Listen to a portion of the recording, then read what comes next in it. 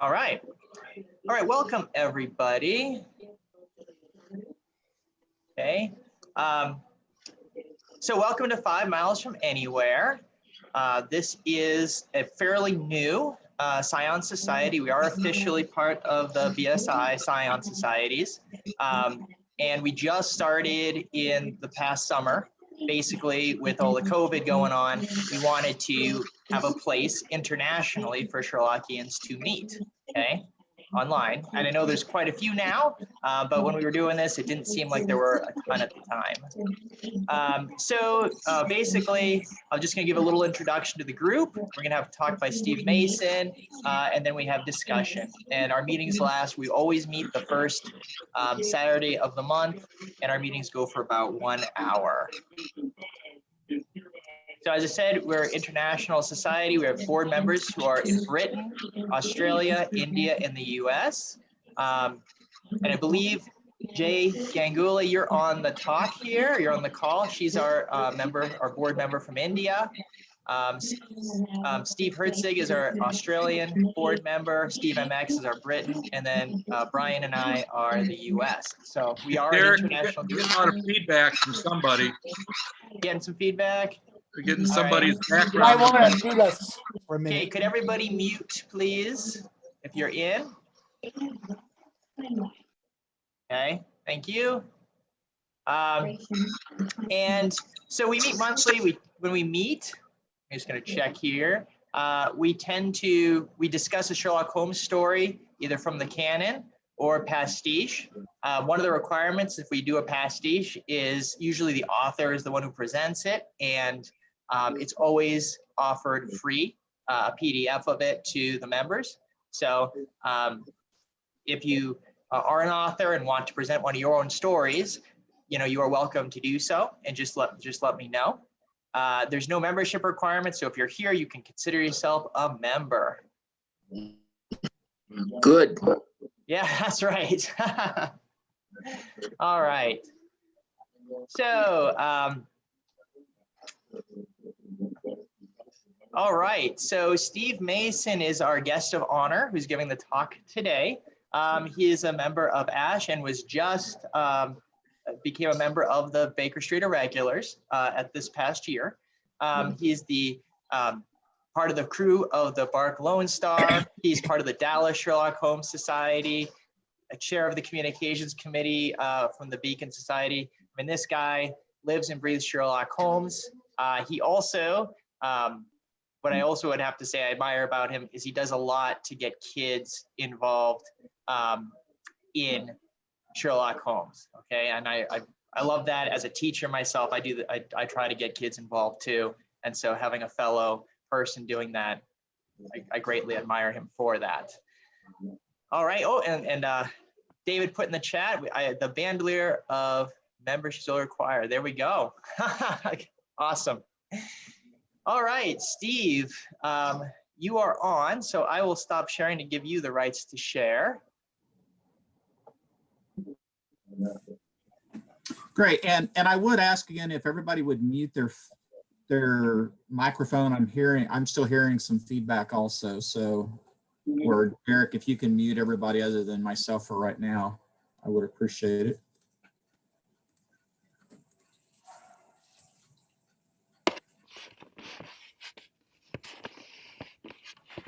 All right, Derek, can everybody see my screen okay? Yes, we can. Yep, looks good. And I'm going to switch it to presenter mode. That didn't screw it up for y'all, did it? Good, okay. All right, so today I volunteered to give a talk on the adventure of the Six Napoleons.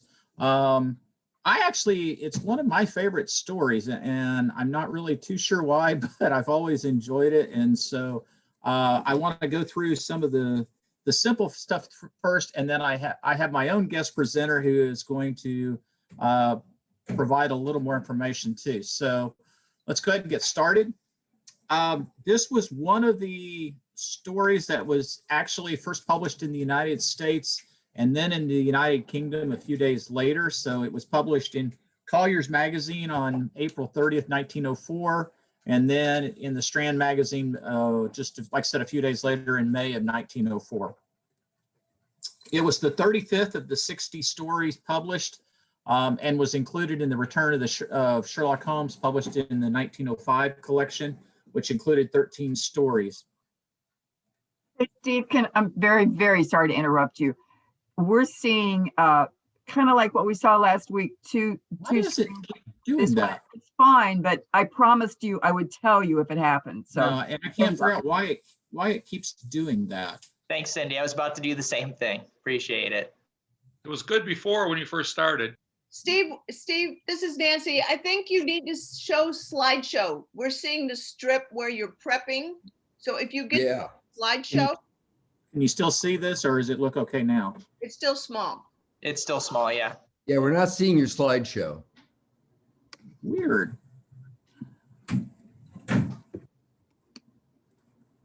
not going to ruin the presentation. I promise you that. If you can't No, figure no. it out, it's fine. But I can't. It's Alright, so I- probably in presenter mode, so it has to be in normal slideshow mode rather than presenter mode. Getting closer. Better. Yeah, we're seeing your PowerPoint. There you There you go. go. You There got it is. Perfect. There Right, we but if I go. put it on presenter view, then you see the notes too, right? Correct. Don't Yeah. want it in Okay. presenter view. Huh? I don't think you want it in presenter view. We see the notes plus, we see the slide you're on plus the next slide. It's smaller. Yeah. We see that one. I think just That's run the start slide slow, whatever. All right, well, let's see if I can figure out how to do this. Yeah, because notes really aren't intended to be displayed generally in PowerPoint. No, which is really weird that in the past, it's always worked okay for me to do it that way. And so I'm not too sure why it's, It's, That's good. yep, there it is, right there. That's good. That's it. Just go to next. Now we just see the slide. but Yeah, of that course looks now I good. can't, Yeah, if But you of can do course now that, I that's can- perfect. of course, now I can't see my own notes, which is not a good thing. See, I always print my notes out. That's why. Yeah, It's really. fine. Maybe I should have done that. So Yeah, uh, it's green, right? let me, And it's on your. I'm going to screen. print out my slides real quickly to myself, just so I have my I thought notes. technology was supposed to make our lives easier. Well, You would think so. Okay. All right. So as I said, this was published in the Return of the of Sherlock Holmes in 1904 and 1905. Now, the chronological dating of the story is a little bit interesting. That this is one of those ones that a lot of people vary on it, and it goes anywhere from 1894 up through 1902. However, the majority of people seem to think that it happened sometime in 1900. And if we go back, we can look. And if you look at it, the majority of people seem to think sometime around May to June or July of 1900. So that's what we're going to stick with. Now, there were two movie adaptations of it. The biggest ones, which you can see here, the Basil Rathbone is a popular one, The Pearl of Death. And then the other one is a I'm not too sure, is this a talkie or a silent one? I'm not really too sure myself on that, but then of course we have Mr. Watner, who played him also, and then we of course have the Jeremy Brett one in the 80s. Ellie And there were- Norwood is silent. The Ellie Norwood. I'm sorry? The Ellie Norwood Sherlock Holmes Yeah. stories are silent. That's what I thought. That is the L.A. Norwood one. And then there are several radio plays of it too, which are a lot of fun to watch. But one of the things that's interesting, and I'll go back again and show you, the Pearl of Death, the Future Adventures with Ellie Norwood, and a lot of them didn't actually call it the Six Napoleons. They called it something else, and then they would say it was adapted from the story itself. And so I'm not too sure why they didn't want to actually call it that, but they did. They left that out. Clive Merriman, who's up there at the top left, has one of the better adaptations of it from a radio play. And then obviously Sir John Gielgud down in the bottom with Ralph Richardson is a very good one also. All right, so now for the trivial statistics of it. The story consists of 8,313 words, or a little over 35,000 characters. For all the 56 stories, the average is around 8,110 and 35,000. So this story pretty much falls right into the middle, which is a good thing. It's not too long, not too short. Now, one of the things that I always think is interesting is to look at the different reading comprehension scales that are on the internet, the Flesh Grade, the Dale Chow, and the Gunning Fox. And I show you these scales don't necessarily equate to the reading level or the grade level. And so, for example, under the Fletch system, they say that this story would easily be understood by 13 to 15-year-olds. The Dale system says ninth to 10th grade easily should be able to understand it. And the Gunning actually says anybody over an elementary school level should be able to understand it. I still hold that one of the reasons that I think that Arthur Conan Doyle was so popular back in the Victorian period, because, you know, again, this was right after they had passed the education laws and the literacy laws, was that these stories were easy for people to read, that you didn't have to have a high school or a college degree to understand the stories. And by the way, if anybody is interested, there's approximately 2.8 million characters in the canon, so that there's a lot of reading for us to do. My plot summary, I always like to break it down to a very simple. Sherlock Holmes must solve the riddle of why would someone want to smash bust of Napoleons across London. That's about as simple as we can make it. But the one thing about this story is that it follows pretty good the pattern that we have learned to trust. So at the beginning of each adventure, there's two friends in the rooms at 221B Baker Street. The client arrives. Holmes makes his little deductions, which never fail to astonish Dr. Watson as well as the caller. And the case is stated. Then follows the ride in the four-wheeler to some destination in London, perhaps to the scene of the crime. Thereupon, the criminal is apprehended. Sooner or later, the stolen property, if any, is recovered. And finally, Holmes explains the case point by point to Dr. Watson and the client. This pattern is simple and is loved by all readers of the canon. For a return to familiar ground always seems to bring a sense of anticipation of events to come. The adventure of the Six Napoleons traces this general outline. So in this story, Holmes ceases to be just a reasoning machine, which has been a complaint for people for years, especially at the end of it when he portrays his own human susceptibility to admiration. But we also have Holmes the observer, who can reason from his own observations, and we have a good story woven around a logical plot.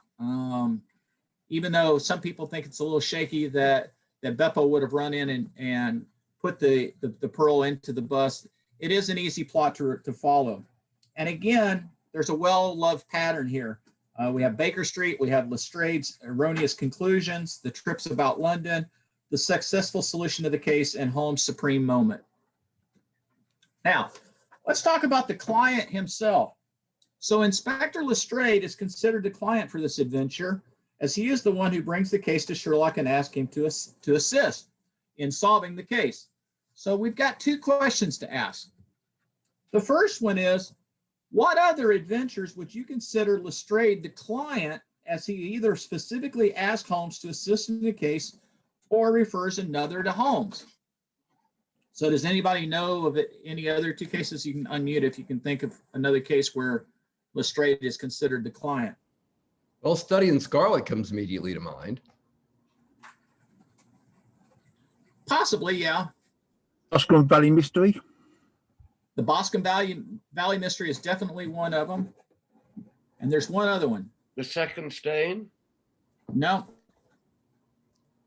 I'll go ahead and show you. It's The Adventure of the Cardboard Box. And again, Boscombe, both of these, Lestrade specifically asked for Holmes's help to try to solve the case without anybody else asking for the help. So the second question that I have for you, what was the relationship between Holmes and Scotland Yard? If Lestrade, Gregson, or another inspector called in Holmes to help with the case, did he have an ongoing retainer to be paid from them? Or was he paid by the case at all? Or was he just doing it to support them? Or again, for the love of the adventure? Now, we also have to look at how things have changed with Lestrade. So going back to the very beginning, Study in Scarlet, somebody mentioned, you can see he was, that he was described as a sallow, rat-faced, dark-eyed fellow. He also was, he and Gregson are the pick of a bad lot. They're both quick and energetic, but conventional. Going all the way down to the Boscombe Valley Mystery. By an examination of the ground, I gained the trifling details which I gave to that imbecile Lestrade. So it is interesting how by the time that we get to this story that he's invited in and smoke a cigar and tell us what's going on, and Lestrade at the end, obviously says very nice things about Holmes. All right, so again, if you want to unmute yourself, what do you think was the primary clue which led Holmes to understand why the busts were being hunted down and broken apart? Anybody want to guess what the biggest clue was in the case? The lamp. Very The good. fact that he needed light. The street lamp, above their heads. Showed him he was looking for something. Yep. Right. Very good. All right. So the next question that we have to ask ourselves, so how much is a black pearl worth? We're given to understand that the Borgia pearl was nothing short of legendary. So its value must be commensurate to its reputation. So first, real black pearls come from a special oyster known as the black lip oyster, native to French Polynesia and the Cook Islands. And Borgia type pearls are very rare and are also called Tahitian pearls or black South Sea pearls. And so we've got a couple of pictures of them over here. So how much is one of these worth? Well, generally speaking, a faultless pearl would be perfectly shaped with a flawless surface, excellent coloration, and sharp luster.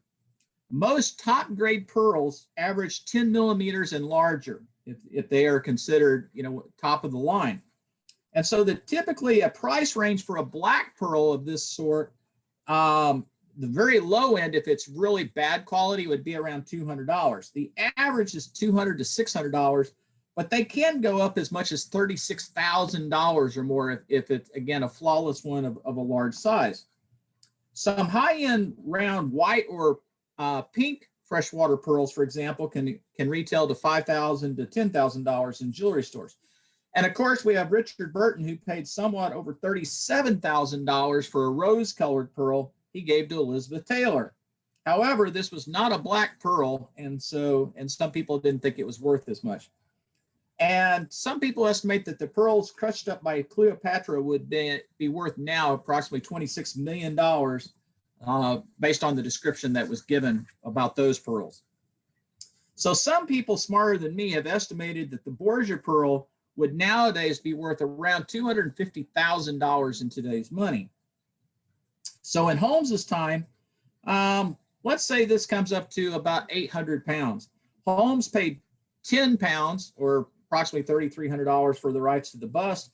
Assuming a 10% finder's fee, he received 80 pounds or $26,000. Not a bad return for 3 days of work. My next question for you.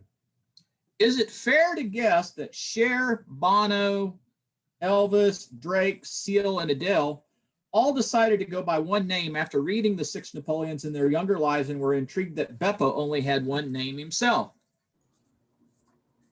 What about Chico? And Groucho, let's not leave them out. Yes, it is. It's interesting if you think about it, that Beppo was hired by Harding Brothers and Gelder and Company, but neither one of them seemed to know his second name. They just, I will hire him just based on his first name. Also, I think it's very interesting that a small retail shop that sold inexpensive busts and other artworks would have names and addresses of people who had purchased the items on a retail basis. Was it necessary to give your name and address to a shopkeeper when you just wanted to buy a plaster bust for a few shillings? Now if you delivered them, I could see that, but if you're picking them up at the store, I don't know why they would have needed your name and address and keep that on a file. A couple other things to ponder I've always thought was interesting, and this story points them out to me. The morning after the murder, Watson apparently dresses before breakfast as Holmes tells him there's coffee on the table and I have a cab at the door. But coffee seems to be the only breakfast that Watson gets for that day. In an arrangement like the one that Holmes and Watson had with Mrs. Hudson, was she expected to prepare or have the cook prepare meals for them every day, 3 times a day, or just as requested? Because sometimes it sounds like they would just run out and not even talk to her. Other times they expected the breakfast or lunch or dinner or supper to be there. And I've always been intrigued by what that relationship was in terms of the food. One of the terms that's in this story that may have slipped by some people, Watson points out that Holmes spent the evening in rummaging around the files of the old daily papers, which one of our lumber rooms was packed. If you don't know what a lumber room is, by definition, it's a out-of-the-way room, which was usually would store furniture that was not being used at the time, or trunks or crates or whatever that were not expected to be used on a daily basis, and so they were just stuck out of the way. And so the question is, at 221B, where was the lumber room? Was it above their sitting room and their bedrooms, or was it down closer to Mrs. Hudson's floor? And secondly, how was he able to use that room to store all the old London newspaper files? I'm sure that had, when you watch the Jeremy Brett series, just a one day of newspapers was a pretty good stack. So if you start stacking years and years of these things, it's going to just fill up a room very quickly.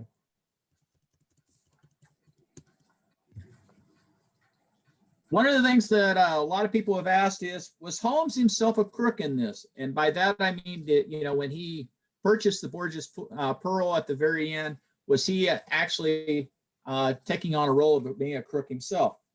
But a lot of scholars will say, no, burglary was committed here, but not by Holmes.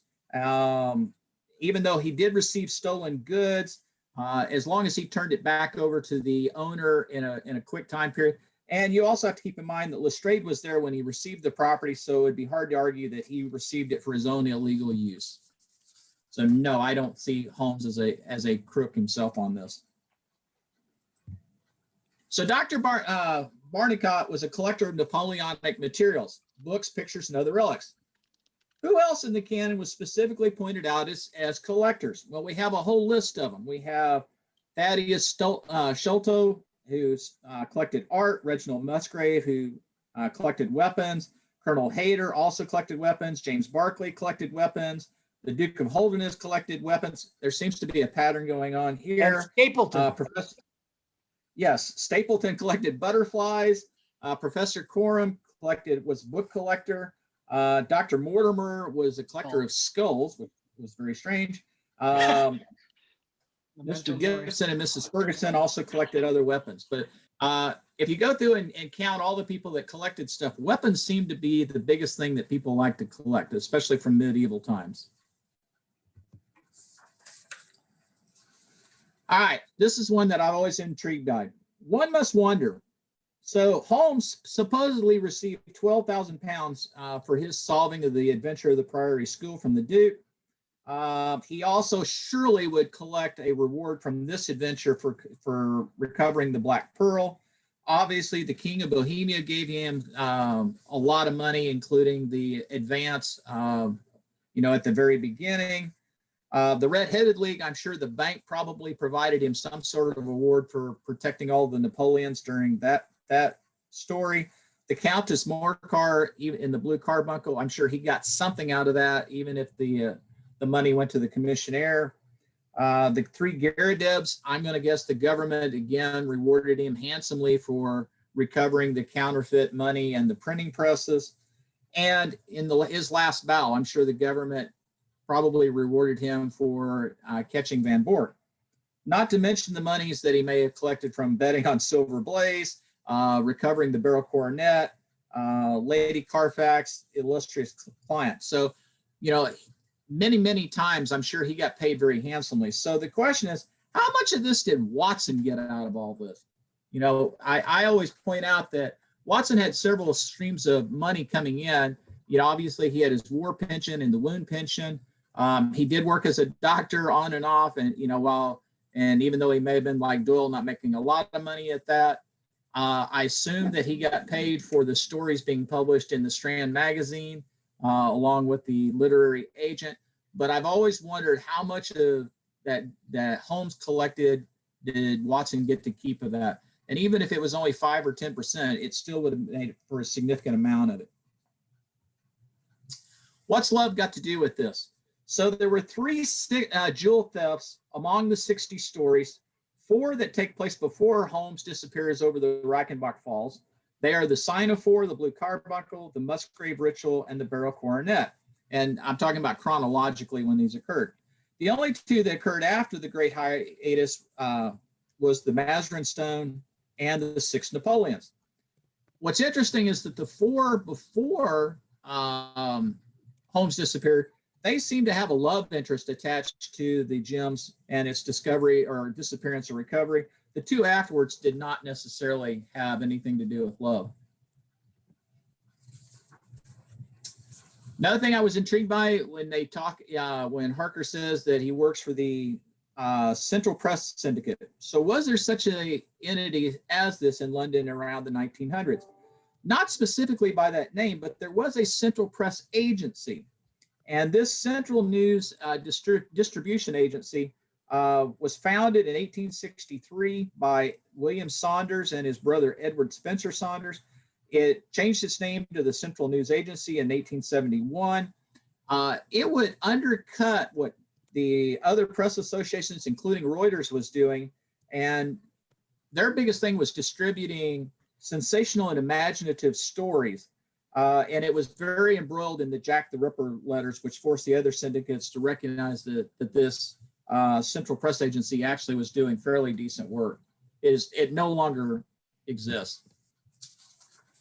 So where does this story rank? In 1999, the Baker Street Journal did a ranking of the 12 top stories. The Six Napoleons was ranked 7th at that time. And the members of the Sherlock Holmes of London also did their own poll, and they ranked it 11th out of the 60. And other polls that have been done, you know, as much as 1944, 1954, 1959, 1989, the Six Napoleons average ranking 11th on the list of the, you know, out of the 60 stories. However, when Doyle put out his own list in 1927, he did not list the Six Napoleons as one of the 12 top stories. Now, I want to talk about this pesky little bust itself of Napoleon. And I do not want to get into politics here, but a recent Sherlockian get-together, one of the happy hours after one of the BSI events in January, the subject changed to talking about taking it down to Confederate statues. And some people at other countries were interested about hearing, you know, that this has been going on in the United States of taking down these statues. And somebody just simply said, that nowhere in the world do you put up statues for somebody that loses a war. You only put it up for the people that won. I pointed out that that's not necessarily true with Napoleon, and there was silence at that point.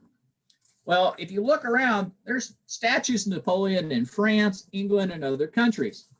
And just for the fun of it, I went onto eBay and I did a search of historical world figures and sculptures. This is what I found. George Washington, there was 101 hits, you know, for sculptures or bust of him on eBay. Thomas Jefferson, 37. Abraham Lincoln, 161. Winston Churchill, 17. Robert E. Lee, 26. I was pleased to see Adolf Hitler 0. Nobody has a bust for him to be sold. Let's look at Napoleon, 465. So almost 3 times more than the next person that, you know, and I could not find any other world leader anywhere that came anywhere close to Lincoln or to Washington himself. And I will also say, if you go to antique malls, like my wife and I did for years and years and years, if you're looking for a Napoleon bust, you can find one in about 1 out of every 3 antique stores in this country. There will be a Napoleon bust somewhere. And when we get into the discussion part, my question is, why? Why is he still such a popular character that you can find his statues and busts everywhere? Wow. So this is one of my favorite cartoons from the Baker Street Journal. Scott Bond drew this. So I'll let you look at it real quickly. All right, so I'm going to stop sharing my screen at this point, and what I would like to do is turn it. I'm going to, with the permission of the Speaker of the House, I'm going to relinquish my time to my legal advisor, Richard Krasunas, who is from Detroit, who is going to talk to us about the potential ramifications of trying Beppo. So, Richard, if you would unmute yourself and.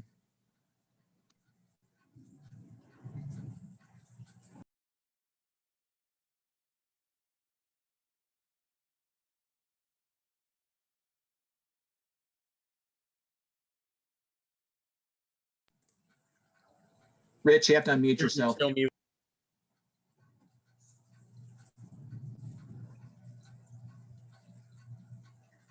still on mute, Rich.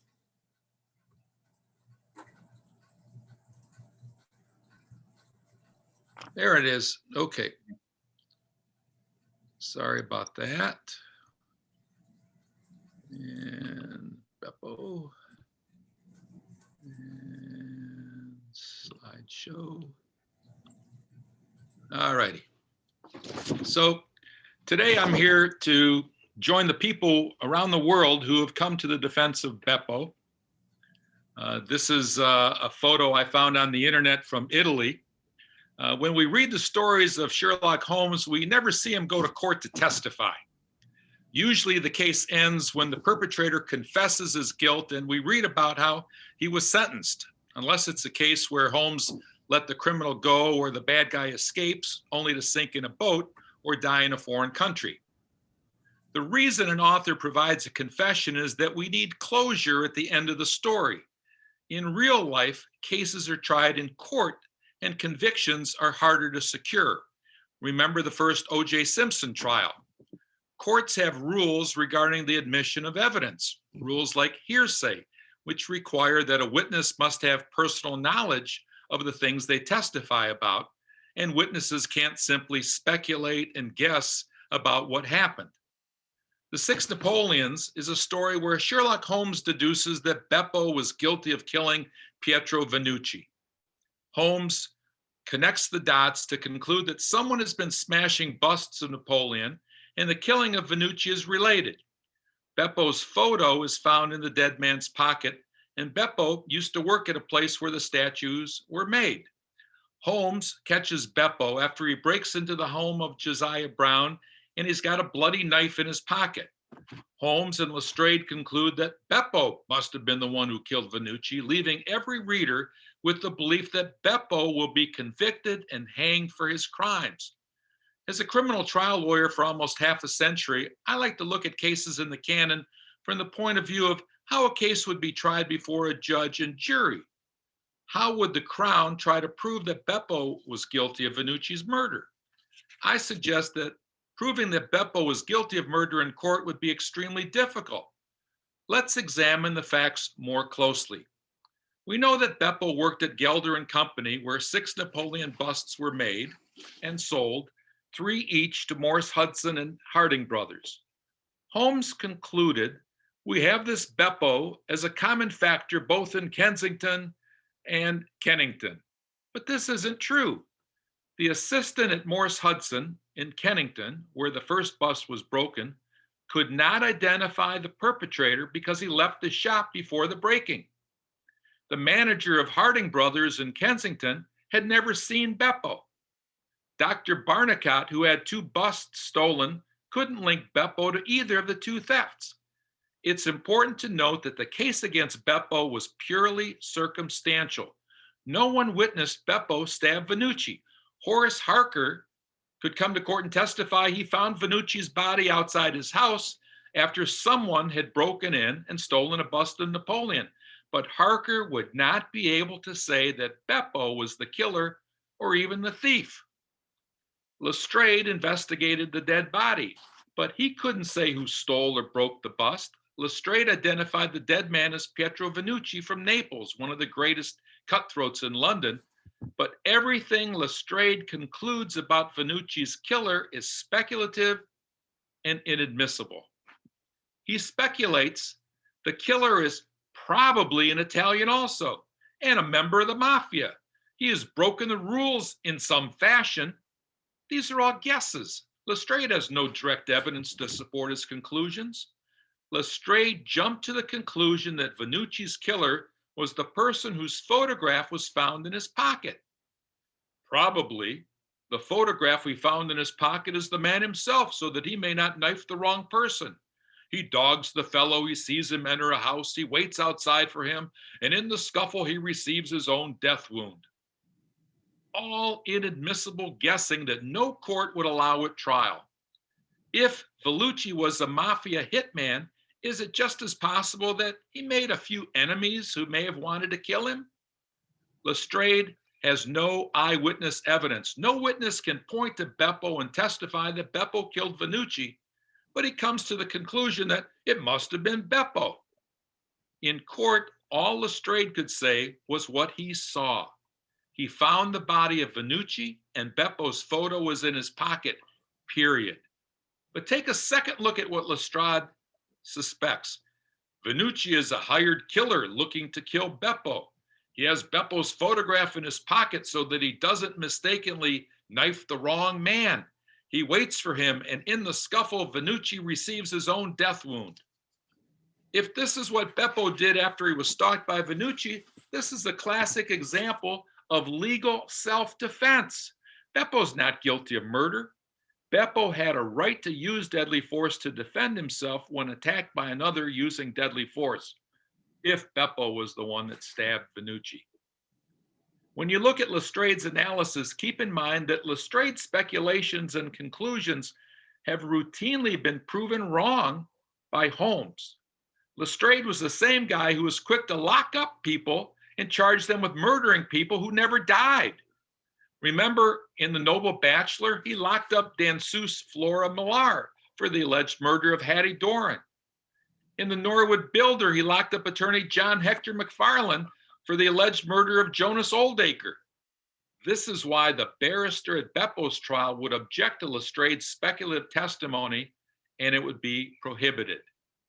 Now, I'll admit that Beppo is guilty of burglary for breaking into Josiah Brown's home because of the eyewitness testimony of Holmes, Watson, and Lestrade, but there's insufficient evidence to convict him of murder. Some of you may be thinking, what about the bloody knife Lestrade found on Beppo? What about it? The evidence about the blood on the knife is inconclusive. The date of the Six Napoleons was June 1900. At the time of Beppo's arrest, there was no scientific procedure in the world that would prove the source or type of that blood on the knife. Blood typing in the traditional blood types of A, B, O, and AB wasn't discovered by Austrian physician Karl Londensteiner until after Beppo's arrest. The first reported case where blood evidence was allowed in a criminal trial wasn't until a year later, and that was in Germany. DNA evidence was not admitted in a criminal trial in the United States until 1985. Why is this important?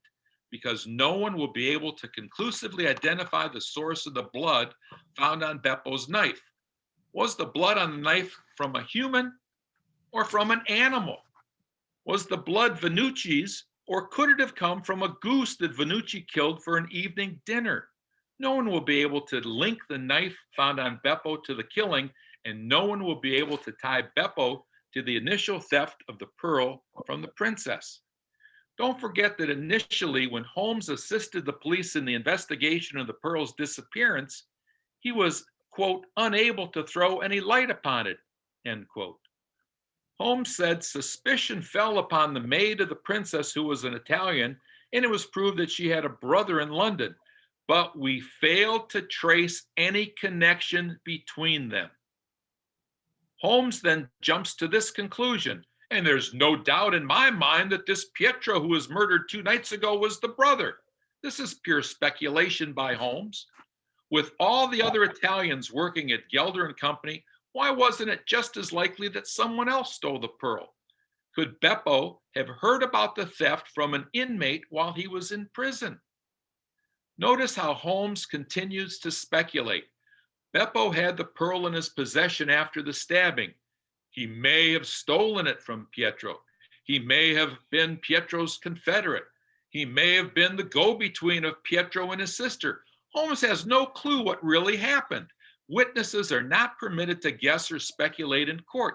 None of his testimony would be admissible because Holmes had no personal knowledge. Holmes piled inferences upon inferences and speculated without proof about unnamed Italian cousins and store employees, that Beppo made holes in plaster and hid a pearl, that Beppo or his relatives may have checked sales records at various businesses. He assumed that Beppo broke into a doctor's office and a doctor's home, and he guessed that Beppo broke into a journalist's home and killed a mafia assassin. Balderdash. The only thing Holmes could testify to with any certainty is that Beppo was guilty of burglary because he watched Beppo break into Josiah Brown's house and steal the bust, period. Beppo was a thief, but he wasn't necessarily a murderer.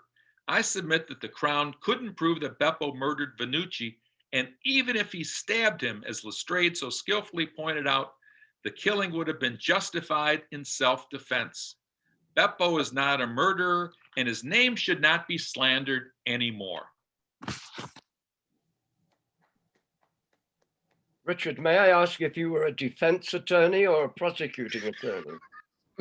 Both. I was a prosecutor for 28 years and a defense attorney for another 12, and now I'm back to being a prosecutor. Because you didn't sound like a prosecutor. Oh, Well, he's obviously paid off with the proceeds from that black pearl to be a defense attorney. So the two things that I would like to open up, if anybody would like to talk, one of them is obviously, as Rich is pointing out, is whether Beppo would be found guilty. And so the question is, do we just simply have a story that unfortunately points out potentially the prejudice against the Southern Italians in Victorian London? But I also would like to go back to is also the popularity of Napoleon. And if you go into Google, you can find, lots of references that during the Victorian period, for some reason, Napoleon Bonaparte had a massive uptick in popularity in Victorian London. But nobody seems to really understand why. There were a lot of, novels and stories and even some plays that were put on about Napoleon, but nobody seems to really be able to put their finger on why he became so popular during that period in London. So, Steve?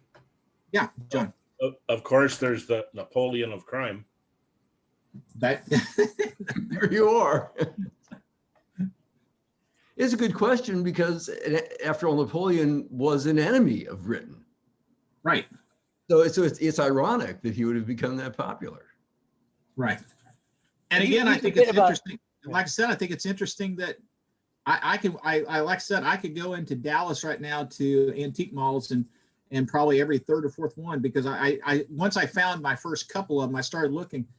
It just seemed like every third or fourth one I could find another Napoleon bust. My grandmother had one in her house in Indiana, back in the 60s, right, which was very strange because it was right next to a bust of John F. Kennedy. And I've never quite understood that tie-in, but she had some sort of admiration for Napoleon, so. I have two in my house. I think Well, they're I actually would placed- imagine most Sherlockians have a Napoleon bust, you know. But they're placed next to a Wellington bust. Well, Right. there's something about Napoleon He's that only was fair. always very romantic. I don't know much about his history, but I know he had a romance with someone named Josephine. You know, there's just something about that story that people have made a lot of hay out of.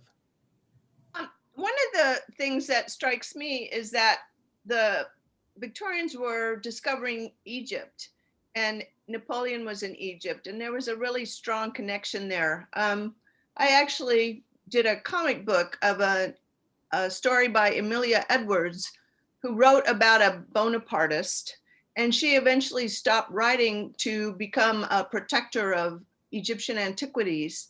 So I think there's this really strong connection with Egypt, and that Napoleon was in Egypt.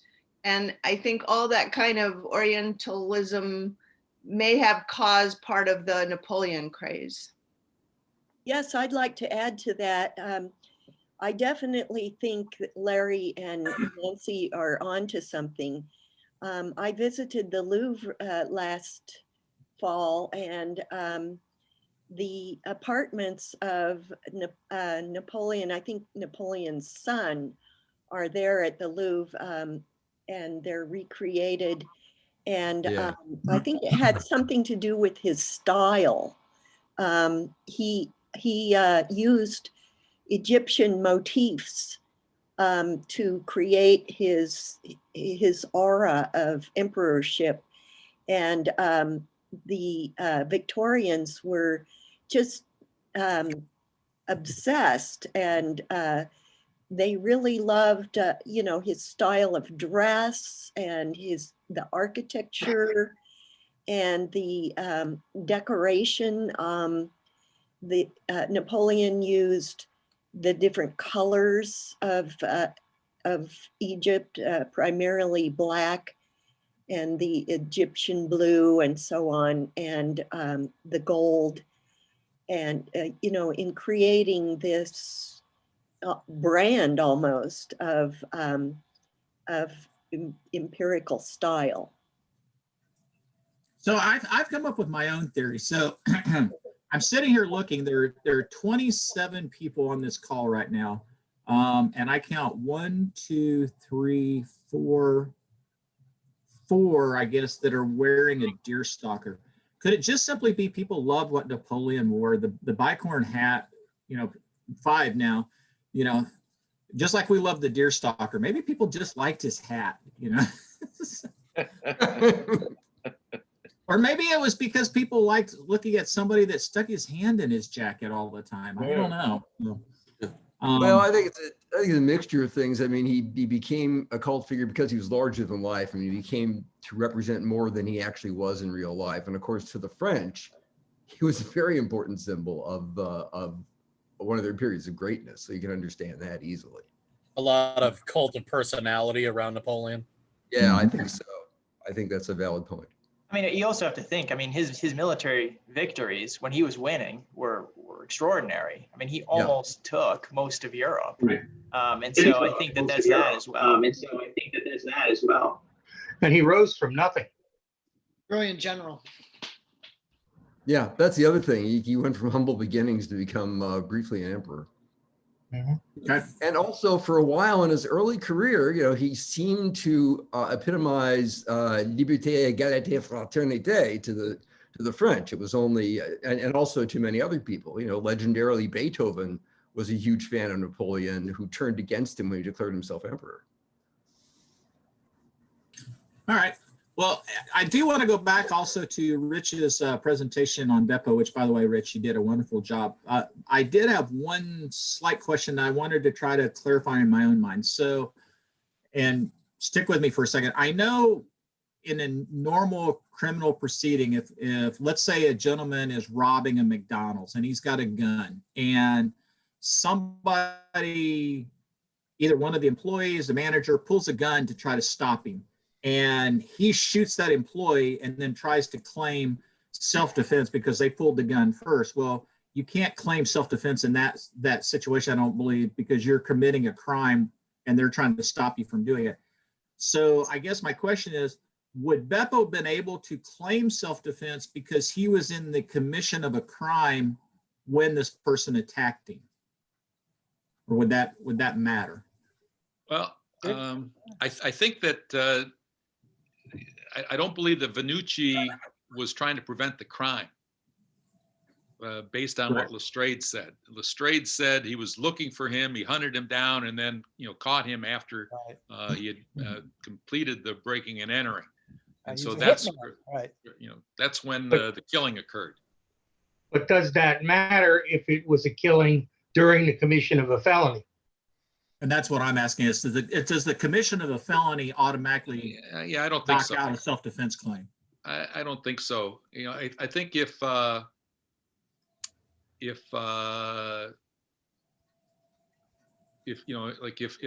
had killed the homeowner, Horace Harker, or no, I'm sorry, Josiah Brown, then that would be a felony murder. Right.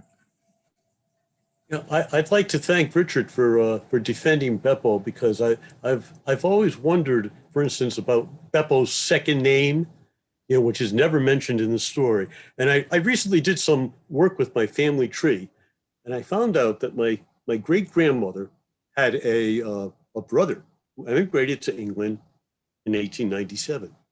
Now, his first name was Joseph, which I'm told which Beppo was a nickname for.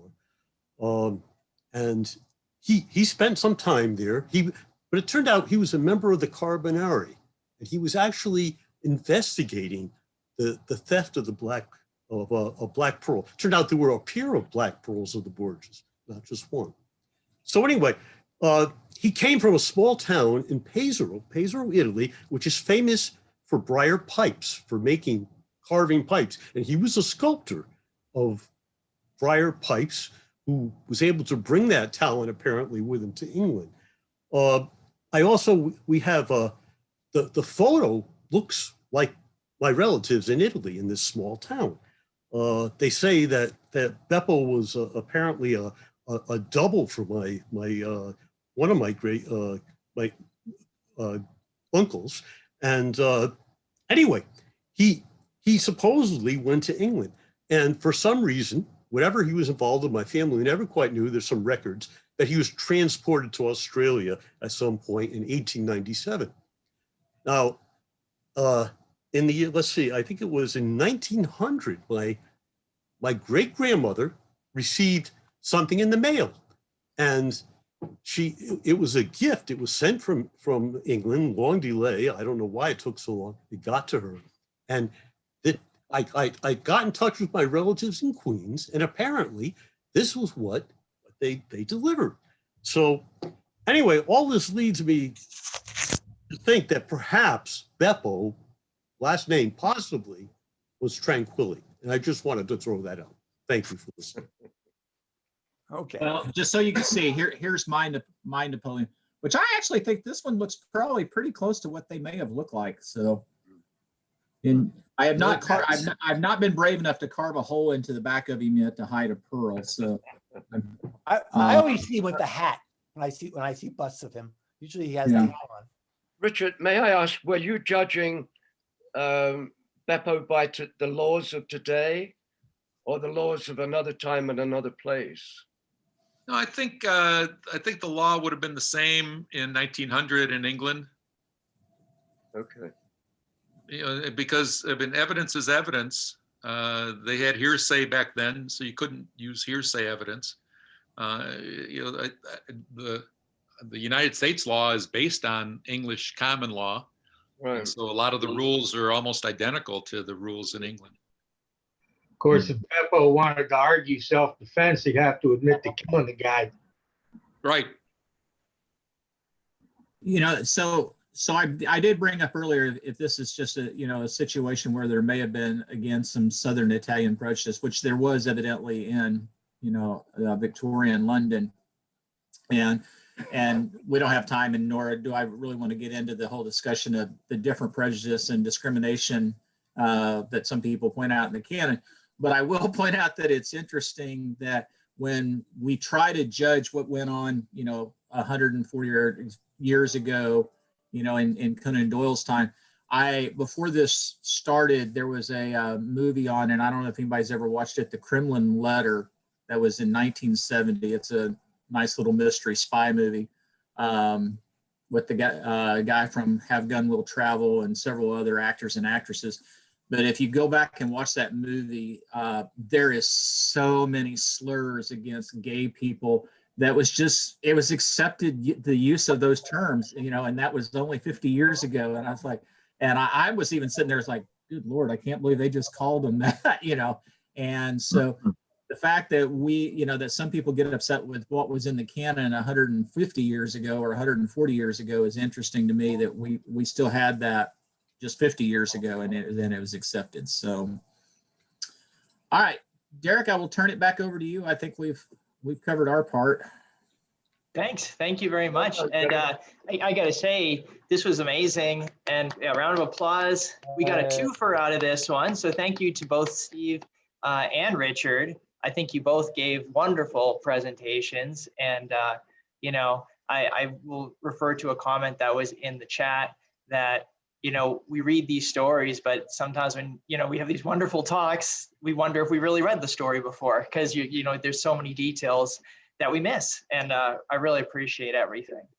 Well, and I do want to finish up by saying, and I pointed this out before, I have been, these Zoom calls and getting people in from other parts of the United States and even on this one from other parts of the world, I have been so thankful that I've met so many people and just been able to see people that I normally don't get to see other than once or twice a year, such as you, Derek, and David, and Nancy, and everybody else.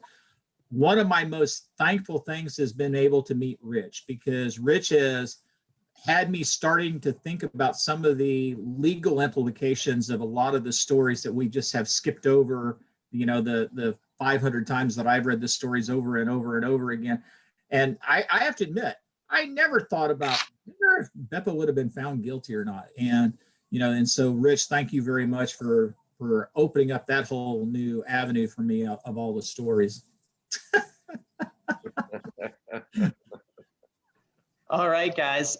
So before we wrap, I did want to say that our presenter for next month is here. Tom Burns is going to present one of his pastiches. So if you are a fan of new Sherlock Holmes stories, I will be sending that out to the group list.